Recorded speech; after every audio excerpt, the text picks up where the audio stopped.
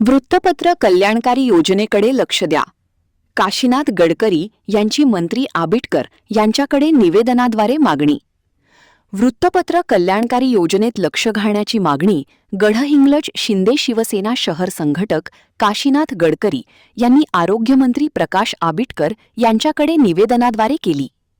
दररोज सकाळी जगभरातील बातम्या विक्रेते हे घरापर्यंत पोचवत ऊन, वारा, पाऊस या वातावरणात मोठा त्रास होत असतो.